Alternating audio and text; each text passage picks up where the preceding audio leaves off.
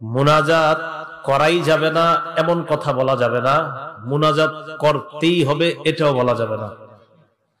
মুনাজাত আলাদা একটা ইবাদত, এটা আল্লাহর কাছে চাওয়া, আল্লাহর কাছ থেকে কিছু নেওয়ার জন্য আমরা আল্লাহর দরবারে হাত উঠাই, এটা হলো মুনাজাত।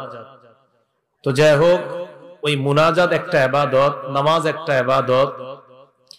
তো নামাজ নামক ইবাদতের পর রাসূলুল্লাহ সাল্লাল্লাহু আলাইহি ওয়াসাল্লামের আলাদা কিছু ইবাদত আছে, ইবাদতগুলো আমাদের মুসলমানদের করা দরকার।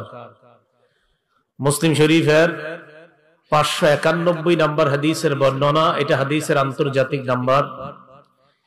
এই হাদিসের বর্ণনাকারী নবীজির গোলাম সাওবান রাদিয়াল্লাহু তাআলা আনহু। এই হাদিসে দুজন বর্ণনাকারীর নাম আমাদের মনে রাখা দরকার, একজনের নাম ওয়ালিদ, আরেকজনের নাম ইমাম আউজাঈ রাহিমাহুল্লাহ। কেন মনে রাখা দরকার? হাদিসের শেষের দিকে ব্যাপারটা আমাদের বুঝে আসবে। এই হাদিস ওয়ালিদ রাহমাতুল্লাহি আলাইহি ইমাম আউজাঈ থেকে বর্ণনা করেছেন। ইমাম আউজাঈ আবু আম্মার শাদ্দাদ ইবনে আব্দুল্লাহ থেকে বর্ণনা করেছেন। আবু আম্মার এই হাদিস বর্ণনা করেছেন আবু আসমা থেকে, উনি এই হাদিস বর্ণনা করেছেন নবীর সাহাবা সাওবান রাদিয়াল্লাহু তাআলা আনহু থেকে। সাওবান রাদিয়াল্লাহু তাআলা আনহু বলেন, কানা রাসূলুল্লাহ সাল্লাল্লাহু আলাইহি ওয়াসাল্লাম ইদান সারাফা ইস্তাগফারা সালাস।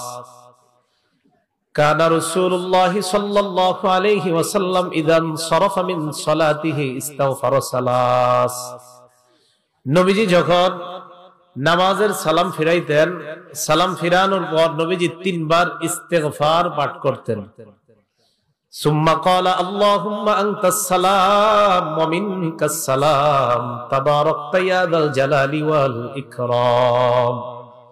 এরপর নবীজি বলতেন আল্লাহুম্মা আনতাস সালাম, হে আল্লাহ আপনি শান্তি, ওয়া মিনকাস সালাম আপনার পক্ষ থেকেই শান্তি, তাবারাকতা ইয়া যাল জালালি ওয়াল ইকরাম, হে মহামহিম মহা অনুভব মহানুভবের অধিকারী আল্লাহ আপনি বরকতময়। এই দোয়াটা আমাদের নবীজি ফরজ নামাজের সালাম ফিরানোর পরে করতেন।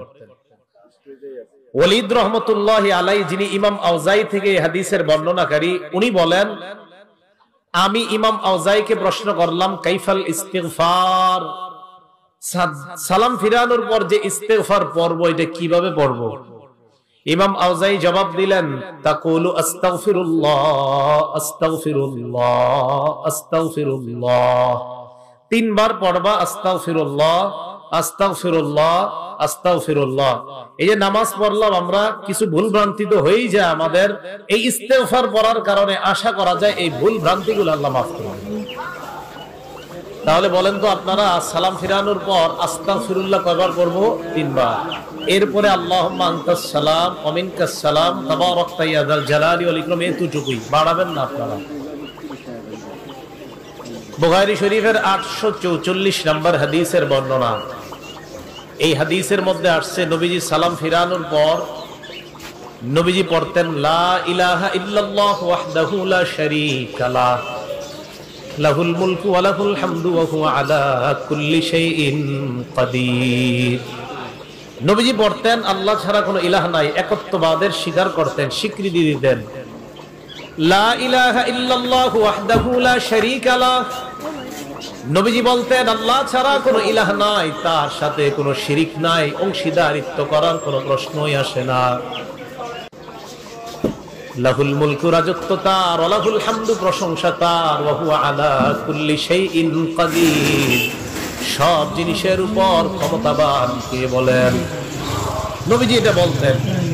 বলার পর আল্লাহ নবী বলতেন আল্লাহুম্মা লা মানিআ লিমা